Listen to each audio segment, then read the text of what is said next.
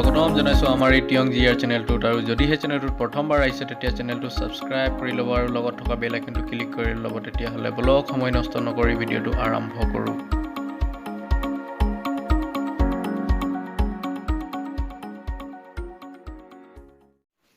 নতুন ভেকেঞ্চি আহিছে আৰু ভেকেঞ্চিসমূহ হৈছে গ্ৰেজুৱেশ্যন লেভেলৰ, ঠিক আছে, আছাম পুলিচৰ গ্ৰেজুৱেশ্যন লেভেলৰ। আৰু কেনেকৈ কি কৰিব লাগিব মই আপোনাক দেখাই আছোঁ। যিহেতু ইয়াত লিখা আছে আপডেট, ডেটটোৰ ওপৰত দিয়া আছে, এইটো 4 তাৰিখ 4 মাহ বুলি কিনে, ঠিক আছে। তাৰপিছত এডভাইজ নম্বৰটো দিয়া আছে আৰু ডিছক্ৰিপশ্যনত ইয়াতো দিয়া আছে যে requirement for 15 post for junior assistant in directory of Assam police headquarter and 170 post of junior assistant and 19 post of stenographer, ঠিক আছে, 3rd গ্ৰেডৰ হয়। তো প্ৰথমতে কি কৰিব লাগিব মই দেখুৱাই আছোঁ। প্ৰথমতে যিকোনো ক্ৰম ব্ৰাউজাৰ নহ'লে গুগল কিবা অ'পেন কৰি ল'ব। তাত ৱেবছাইট মাৰিব www.slpbrassam.in, ঠিক আছে। তাৰপিছত অ'পেন কৰিব। অ'পেন কৰাৰ লগে লগে এইটো পেজত আহি যাব আৰু ইয়াত দেখাব welcome to state level police requirement board, এনেকৈ এইটোত ক্লিক কৰি দিব। তাৰপিছত ইয়াতে যিকোনো দিয়া আছে আৰু আগৰ পুৰণা আপডেটবোৰো চাব পাৰে যদিহে আপুনি এপ্লাই কৰিছে। তেতিয়া এইটো যোনটো 25 তাৰিখৰ এইটো এডমিট কাৰ্ডৰ হয়, যিটো ছাছপেণ্ড কৰা হৈছে। সেইটো ভিডিঅ' মই আগতে বনাইছোঁ। যিহেতু নতুন পষ্ট ওলাইছে ইয়াৰ বিষয়ে আমি জানিম এতিয়া। এডভাৰটাইজমেণ্টটো ডাউনলোড কৰি দেখুৱাই আছোঁ মই। এনেকৈ ডাউনলোড কৰিব লাগিব আৰু ইয়াতে চব ইয়াতে দিয়া আছে, ঠিক আছে। ইয়াত office of the chairman state level police requirement board of Assam ইয়াত দিয়া আছে, এনেকৈ দিয়া আছে।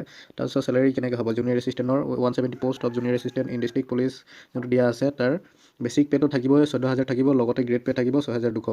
মানে কিমান হ'ব টোটেল 20,200 হ'ব টোটেল। আৰু কিবা এলাউন্স সেনেকুৱা মেডিকেল চেডিকেল লগাই কিনে দৰমহাটো বেছি হ'ব, 20,000 হ'ব সেইটো নহয়, ঠিক আছে। 25,000 সেনেকৈ 25,000 তাতকৈ বেছি হ'ব পাৰে। তাৰপাছত দিয়া আছে ইয়াত পষ্ট অফ ষ্টেন'গ্ৰাফাৰ 3rd গ্ৰেডৰ, ঠিক আছে। ইয়াতো সেনেকুৱাই গ্ৰেড পে' আছে।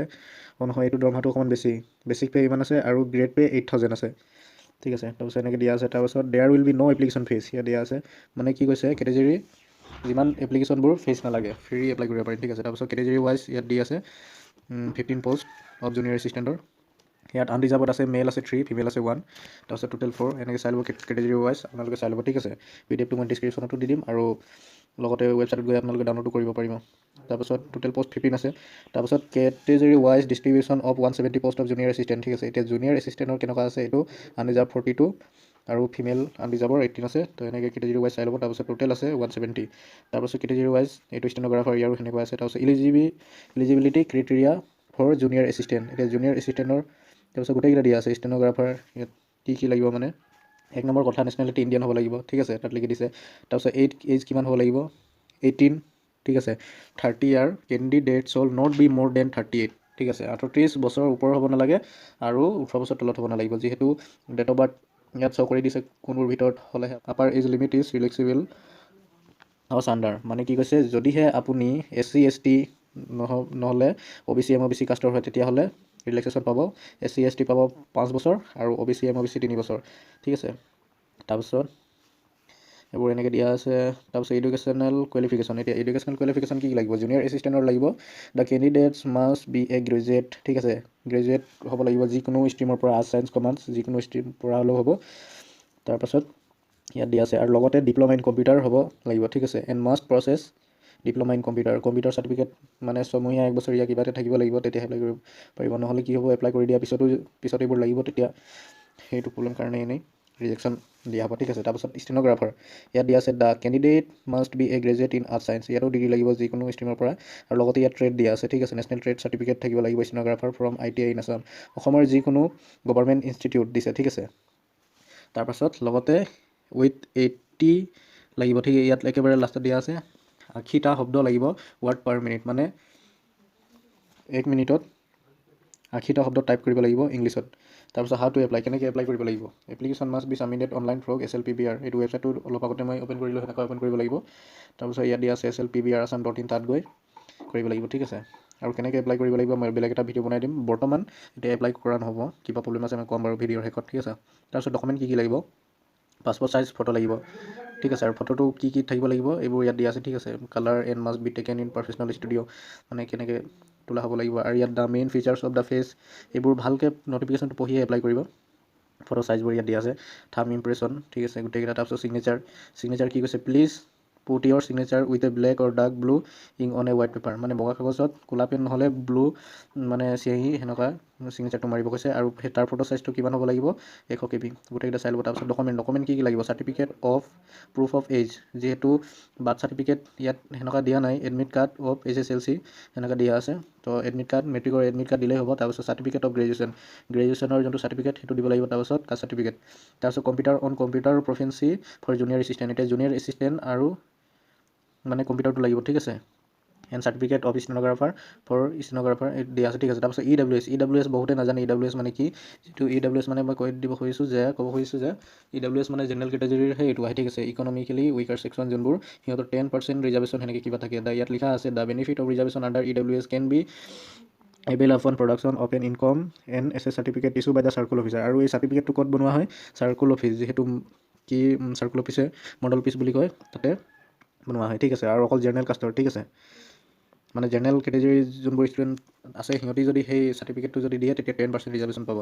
তাৰপাছত ইয়াতে দিয়া আছে কেনেকৈ প্ৰচেছবোৰ written test selection procedure before entering the examination centre biometric of each candidate will be done এইবোৰ চাই কি হ'ব লাগিব written test will be 50 marks and will be completely OMR based ঠিক আছে ইয়াত CBT নহ'ব কম্পিউটাৰেদি পৰীক্ষাটো নহ'ব পেপাৰ বেছ হ'ব there will be 50 question and each question will be 1 marks ঠিক আছে 50টা প্ৰশ্ন থাকিব আৰু প্ৰতি প্ৰশ্ন 1 নম্বৰকৈ থাকিব there will be negative marking of half ঠিক আছে আধা মানে ইয়াত দিয়া আছে নেগেটিভ যদি ভুল কৰে এটা প্ৰশ্ন তেতিয়া আধা নম্বৰ কাটি দিব ঠিক আছে। The question will be set in 4 part 4টা ভাগত কুৱেশ্যন পেপাৰ ছেট কৰা হ'ব। লজিকেল ৰিজনিং যিহেতু মই এইটো চেনেলতে মই লজিকেল ৰিজনিং ক্লাছ কৰাই আছোঁ ভিডিঅ' আপলোড কৰি আছোঁ পাৰ্ট 1 পাৰ্ট 2 সেনেকুৱা লগতে এপ্টিটিউড যিহেতু মেথছ হ'ব ঠিক আছে তাত থাকিব সেনেকৈ টাইম এণ্ড ৱৰ্ক থাকিব। তাৰপিছত বহুত মেথছৰ যিকোনো জিমেট্ৰি সেইবোৰো আহিব পাৰে ষ্টেটিষ্টিক ঠিক আছে।